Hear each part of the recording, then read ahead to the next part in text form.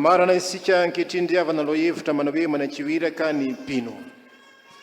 Mampitomboana ao aminareo ny fahasoavana sy ny fiadanana amin'Andriamanitra ray sy Kristy tompontsika. Toroteny ravahana hira miaraka amin'ny sampana tanora kristianina moa ity anio ity.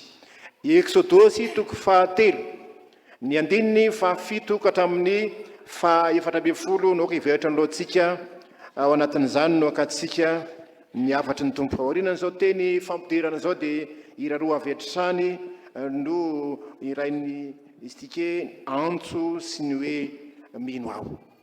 Rehefa mandinika ny bokyny Eksodosy kiarevana malala dia mahatsiaro tsara ny tantaran'ny Mosesy. Josefa azavady. Josefa rehefa namidin-dralany dia ny fiafaran'ny fiainana moa dia tonga tany Egypta izy. Fa rehefa maty ireo farao izay nahalala ny tantara satria Josefa no nitondra ny rahalany nakany Egypta dia nahazo toerana tsara izy. Ary mipetraka tamin'ny toerana tsara tsisy olana satria Josefa raha teo dia teo amin'ny fitondrana. Fa teo aoriana dia nisy mpanjaka vaovao izay tsy nahalala intsony ny zavatra niseho tany aloha tany.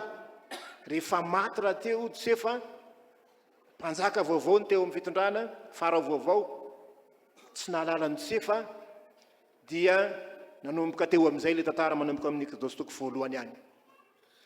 Nanomboka velim-pialonana ny Egyptianina satria ny antombo ny Israely dia ny fiafarany dia ny hoe nampanaovina asa mafy ny Israely ary nampahoriana.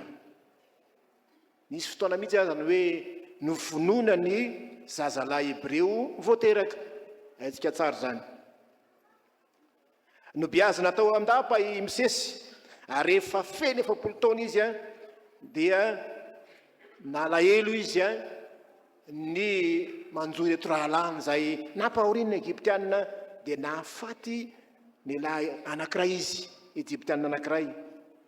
Voatery nandositra tany amin'ny tany Midianina izy vokatr'izay izay nataon'izay. Nandositra tany izy naharitra 70 taona izy. 70 taona izy zany nandositra io 70 taona ihany koa izy tany amin'ny tany Midianina tany.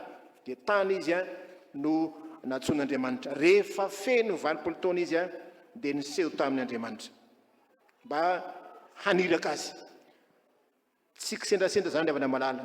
Tonga Andriamanitra, ilay Andriamanitra izay mahita, ilay Andriamanitra izay mangoraka ny fahorian'ny olona, tonga niantso olona mba hitondra famonjena, ilaza famonjena ho azy ireo. Miasa amin'ny fotoany amin'ny fikasany io Andriamanitsika io. Ary tsy takatra ny sainy zany fandaharan'ny tompo zany. Miantso olona izy satria mahita ny fahorian'ny olona ka maniraka olona. Alohan'ny hidirantsika amin'ny fizarana voalohany ary avana malala ny hoe Andriamanitra dia mangoraka ny fahorian'ny olona dia iraina reto hira reto antso sy ny hoe mino aho.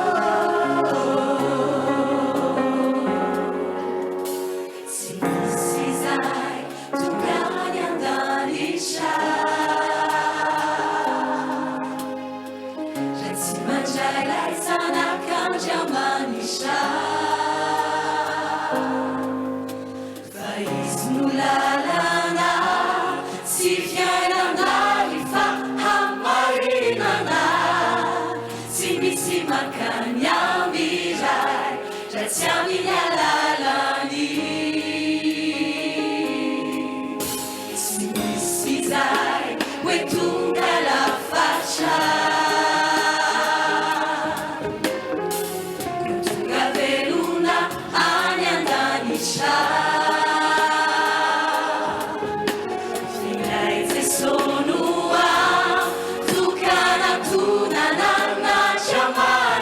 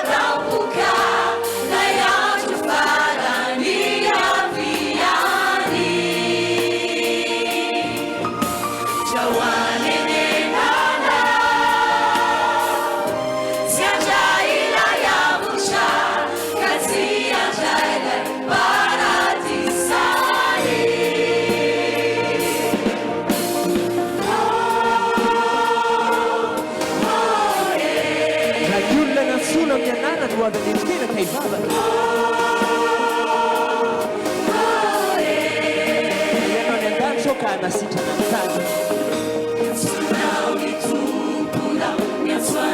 aza mandre ny andro lavy ianao fa miatso anao tomponao adio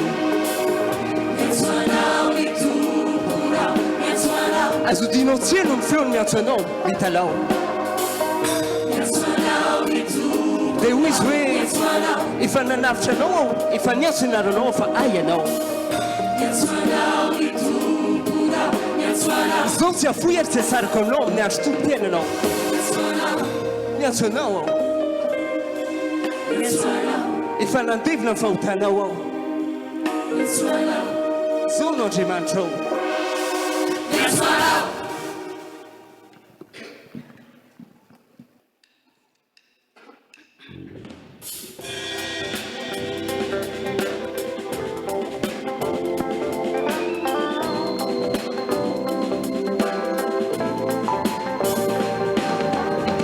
ary ny teny soratra masina manao hoe minoany Jesosy tompo dia hovonjeny ianao sy ny ankonanao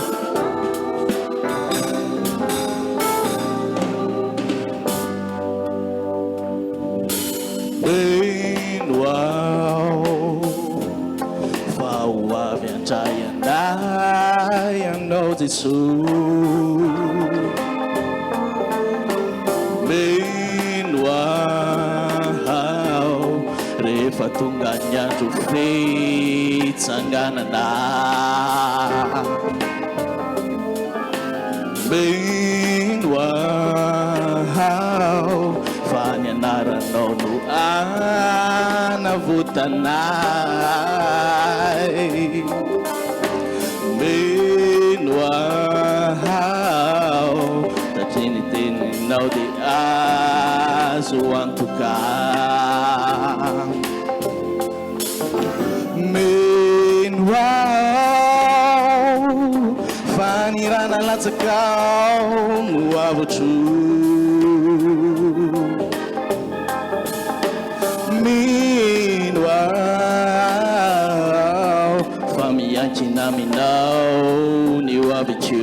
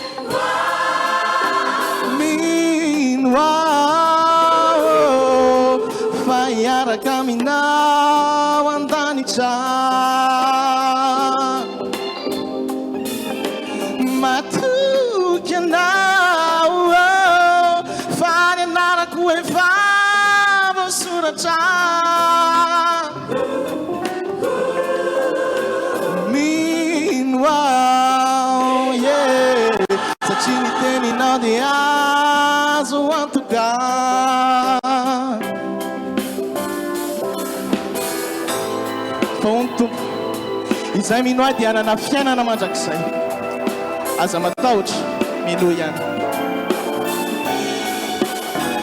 ianao Jesosy ianao ny tompoko raha tsy izay aoka ihany tsy anatahotra tompo satria manana anao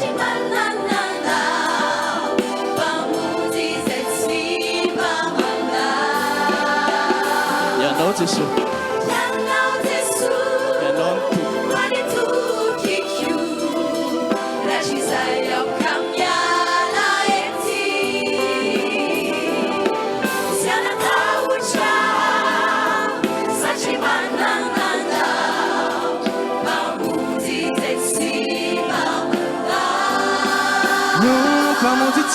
Mandau minuau fanilano nana sana ngeluku minuau faudi ubinawa mini utaku minuau Timanama kavaka meanwhile yeah Matairo se bunu ni bebaka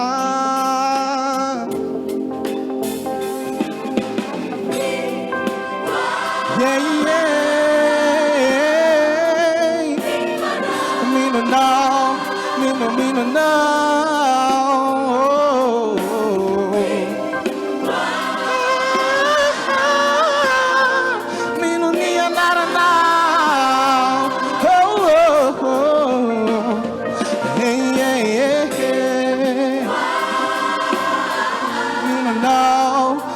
nothing so piri piri pipa hey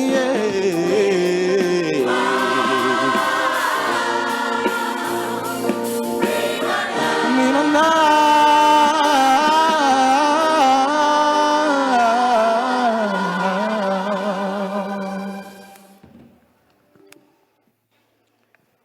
famarinana voalohany dia avana zay hitatsika amin'ny titany Andriamanitra ity dia zao ny hoe Andriamanitra dia mangoraka ny fahorian'ny olona. Io ratana hoe fangorahan'Andriamanitra. Misy zavatra telo resahana eto dia ny hoe efa hitako ny fahorian'ny oloko, efa reko ny fitarainany, fantatro ny fijaliana ny hoe ny alahelony. Andriamanitra mahita, Andriamanitra mandre, Andriamanitra mahalala. Zay ny famarinana voalohany eto. Efa hitako ozy izy. Ny dikany hoe hitako eto hita dia ny hoe efa voadinika tsara, voajery tsara. Zany hoe tsy nijery mandalo, tsy hoe mitompo maso akory ny tiany resahana eto, fa tena fijery feno fangorahana. Andriamanitra dia tsy misy miafina amin'ny ny ranomason'ny olony. Andriamanitra mahita, mahalala ny fiainan'ny olona zay ao anatin'ny fijaliana, tahaka an'izay nahazo ny zanak'Israely tany Egypte zany. Andriamanitra faharoa ny hoe tena tsy hoe mahita fotsiny fa mandre ihany koa. Mandre izy, dikany hoe mandre eto dia tsy hoe mandre amin'ny sofina fotsiny fa ao anatin'izany koa ny hoe miaino ary manaiky, mamaly ny antso. Rehefa Andriamanitra zany ny mandre, matetika io teny io dia ampiasaina rehefa mamaly ny vavaky ny olony Andriamanitra. Dia io teny io hoe reko io io ny teny izay fampiasa. Andriamanitra miaino, Andriamanitra manaiky, Andriamanitra mamaly ny antso. Ka rehefa mitarina amin'Andriamanitra ny olona, rehefa miaino Andriamanitra dia Andriamanitra vonina hamaly ny antso izay, fa tsy hoe miaino fotsiny ihany. Ary ny fahatelo dia ny hoe Andriamanitra mahalala ihany koa, fantatro izy izy, fantatro ny alahelo na hoe fantatro ny fijaliany. Le teny hoe fantatra eto dia tena midika ho fifandraisana lalina, fifandraisana lalina tahaka ny fifankatiavan'ny mpivady, ny fifandraisan'Andriamanitra amin'ny olona, fifandraisana lalina, fifamatoram-piainana. Midika izany fa tsy Andriamanitra mahita fotsiny izy, tsy Andriamanitra mandre fotsiny, fa Andriamanitra zay miombona amin'ny fijalian'ny olony. Zany ny toetrin'Andriamanitra zay miseho eto ry havana, mahita ny fahoriantsika izy, miai ny fitarany antsika izy ary mahalala ny fanaintainantsika izy fitaitainantsika isan'andro dia miditra tsehatra izy io sika nantsona hoe le Andriamanitra mangoraka onena ny fony miditra tsehatra izy mamonjy ary tanteraka tao amin'i Jesosy zany Jesosy koa aneka onena izy nahita ny vahoaka izay tsy misakafo mijaly onena izy tsy mba fijery ivelany fa tena miantraika any anaty fony Jesosy mihitsy rehefa izy zany hoe onena Jesosy nidina taty amin'ny tempon'ny tany miara-nonona tamin'ny mpanota miara-monina amintsika dia mahita ny fiainantsika ary tsy hoe tamin'ny lasa ihany zany fa amin'ny fiainantsika isan'andro dia tsarovy fa toy ny miara-miaina amintsika Andriamanitra mahalala ny fijalintsika mamela antsika ao anatin'ny renina efa izy fa ao anatin'izany kosa dia aza mieritreritra fa adin'Andriamanitra ianao rehefa mandalo zany fahoriana zany mety mangina izy indraindray nefa tsy sanatry jamba na marenina ny Andriamanitra ao miandrandra ny famonjena miandrandra ny fanampiana miandrandra ny fiderina tsehatra avy amin'Andriamanitra sika ao anatin'ny fiainantsika sarotra kehitriny mampisavorovoro mampiorooro ny fiainantsika kehitriny fa tsareo viriavana hitan'Andriamanitra izany ary ny vavaka ataotsika naiza le atsika na amin'ny toerana iza na amin'ny fotoana manahoana dia tsareo fa enin'Andriamanitra zany rehefa mieno Andriamanitra dia miasa mivavaka anao anjara atsika fanatanterahana ny famonjena an'Andriamanitra zany io Andriamanitra io ravana malala Andriamanitra zay mahita Andriamanitra zay mandre Andriamanitra zay miompi-piainana amintsika mandrakariva Andriamanitra mangoraka ary zany no ingavintsika amin'ny tombo hiantantsika aminy mba hiditra antsehatra izy amin'izao zavatra mafy izay miatra amin'ny fiainantsika isan'andro isam-baravarana isam-batan'olona izao koa amin'ny finoana tokoa no vavahantsika naiza le atsika mino sika fa Andriamanitra mahay mamonjy sy manafaka atsika izy ao anatin'ireny sarotra zay atry atsika ireny ira roa manaraka zay anamampisan'izany miambena fa efa tombotra ny oro ndray ianao taraka ho very sy ovakora miorena tsara sao no hiala maina ndrao ka malala tsy ho voaray ka dia angaina miombana mpandresy aho manana anao rehefa irahan'ny tompo zay dia olona vonina ny andresy vonina ny setra fisedrana na dia mandeha mandalo lalatsatra satria hitan'Andriamanitra miaraka amintsika isan'andro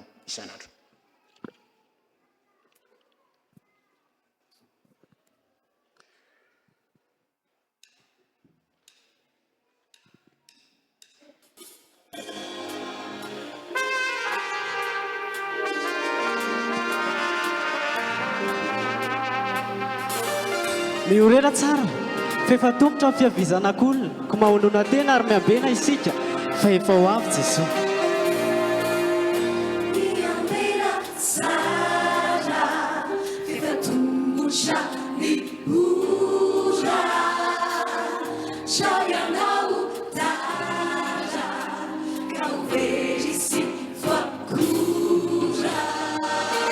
miorena tsara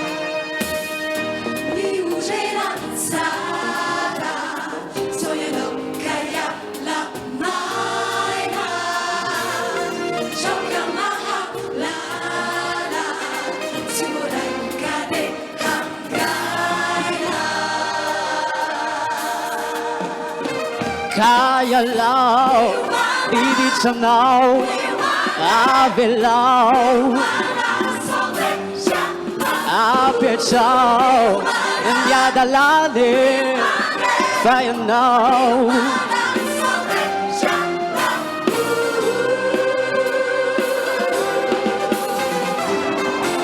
efa tumbotra ny ora farany efa kaiky ny iverenany miomany efa mbiambaravarany izy zao mandondona iditrao amponao ao miomany teny izao de miova aitsio ny toetranao ny fosy fanay itafio ilay Jesosy fizy aninoany anafakanao miomany miomana miomany drao ty sisa toroteny farany anao saranao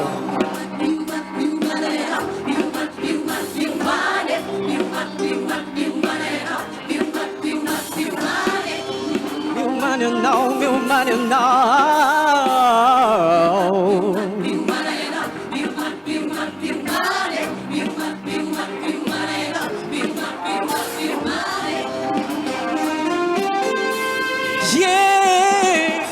efa tumbotra ny andro farany efa kaiky ny iverenany miomany efa mbiambaravarany izy zao mandondona iditrao amponao ao miomany teny izao de miova aitsio ny toetranao ny fosy fanay itafio ilay Jesosy fizy aninoany anafakanao miomany miomany miomana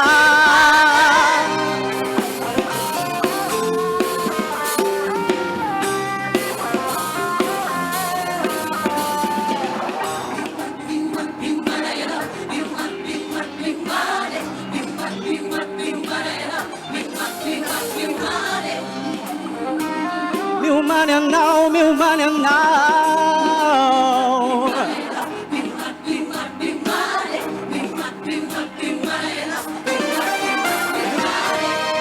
yeah miomany anao miomany anao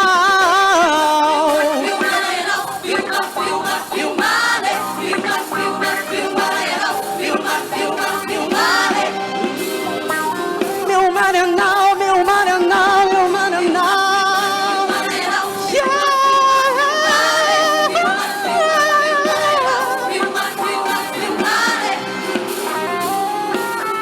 Oleretse miomany anao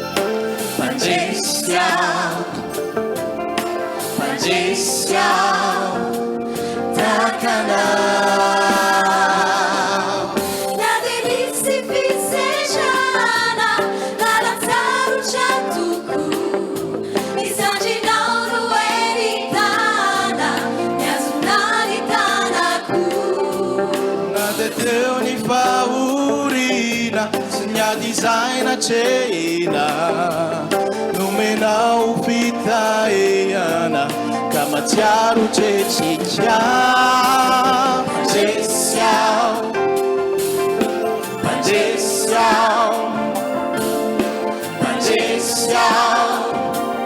mananana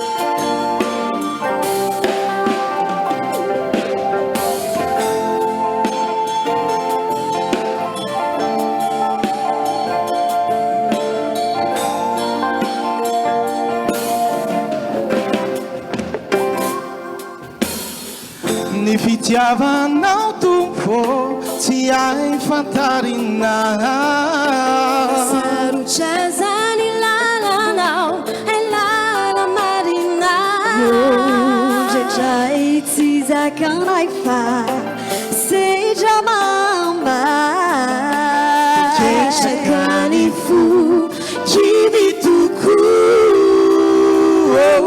Nefa ilay tanjonao Hamonjy fatsy andao Hanay fianay o tongolo maova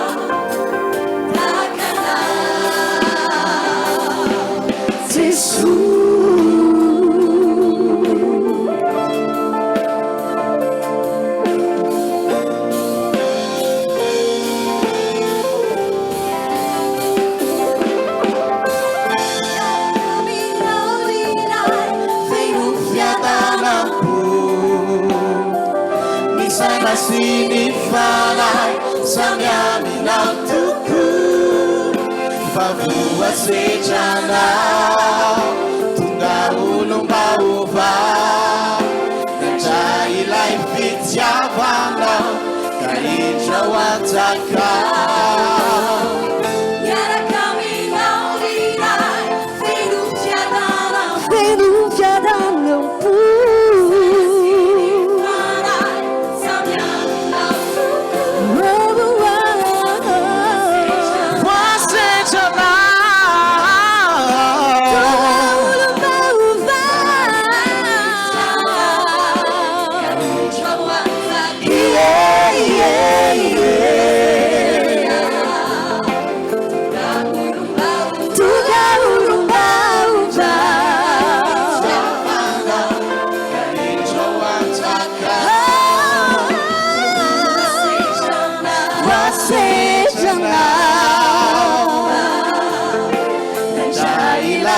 Chavanao kahitra wantakao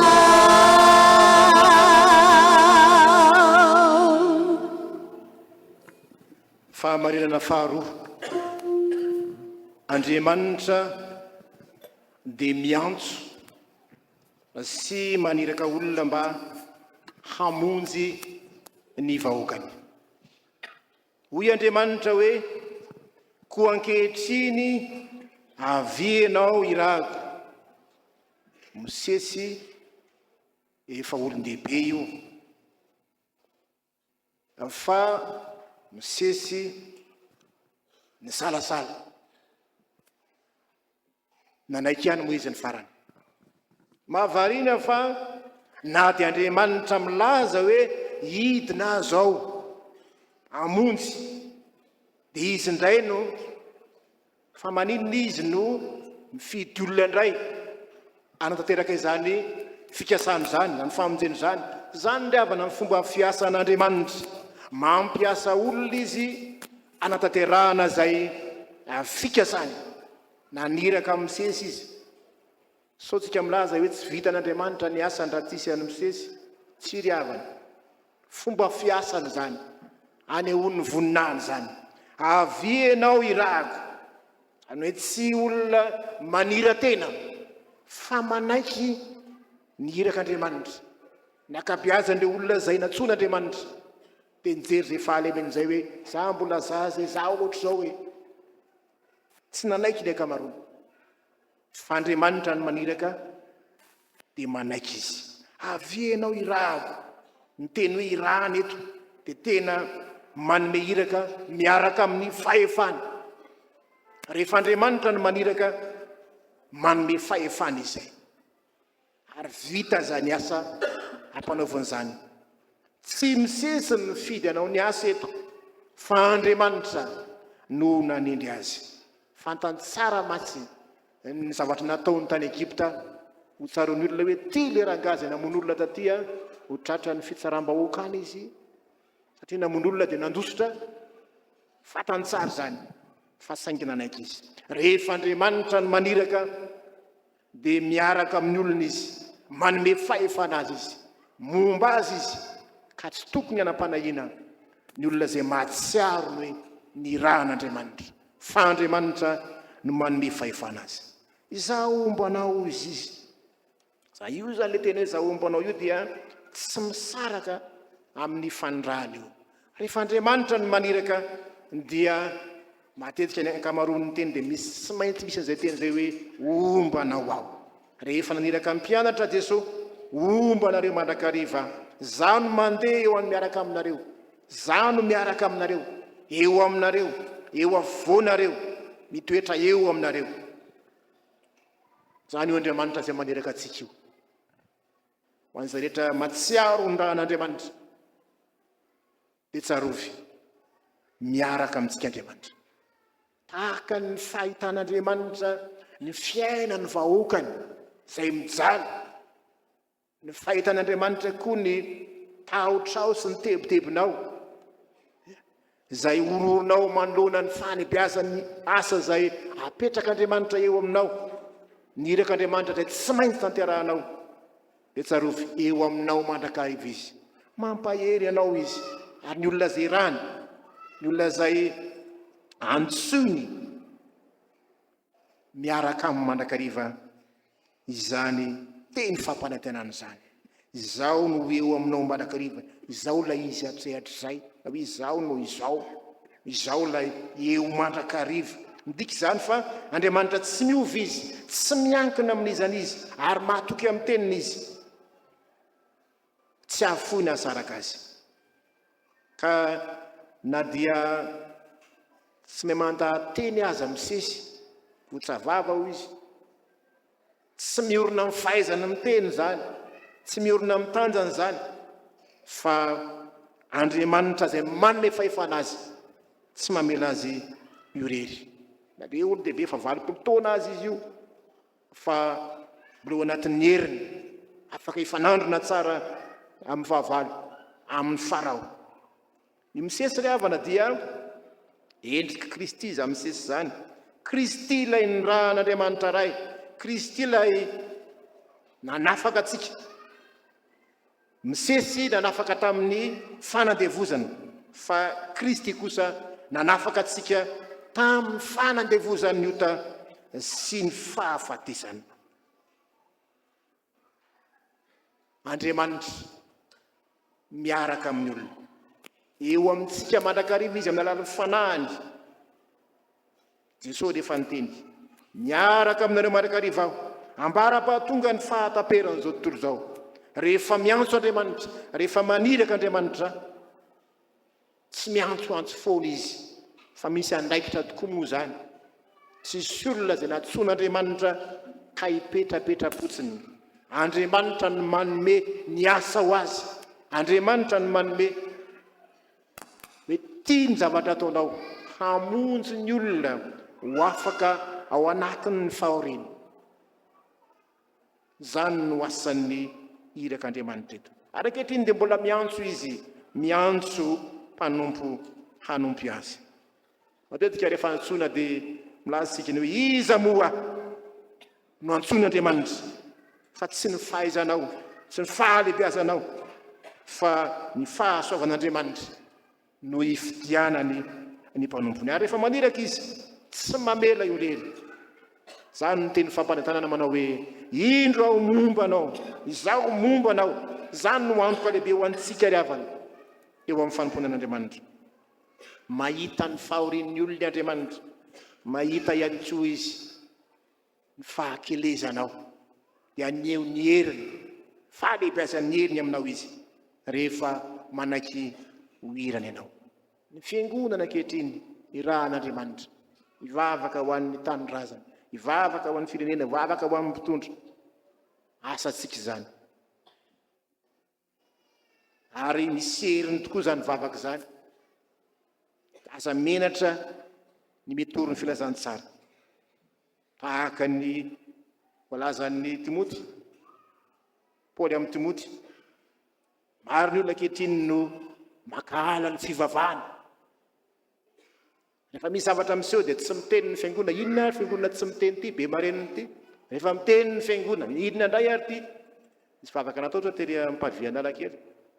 Vavaka anao misy mametsiny, tsy mivavaka anao maninona, misy mametsiny. Ny ataovy ihany izay mety aminao sy ny tompo. Fa tsy ny olona akory no mitsara anao, fa ny asanao, inona nanaikitra ao amin'ny firenenao, vavaka ho azy. Ary tsy vita mivavaka koa nefa zany fa mila fandraisana andraikitra zany amin'izay manandrify anao toera ray avy, mijoroa vavolombelona, ny tompo maniraka anao any amin'ny toerana izay misy anao any, hijoro vavolombelona, hanavitra ny firenenao. Andriamanitra dia mahita ny fahorintsika, fa miantso olona koa izy hiara-miasa aminy ho fitaovana eo am-pelantanany hitondrany any famonjeny. Ary rehefa miantso izy dia manome toko manao hoe indra aho momba anareo mpandrakariva, izaho no momba anao. Aza matahotra mijoro ho vavolombelon'ny tompo. Amen. Amarana nantoroteny ira ro farany oleraho filazantsara fiainana.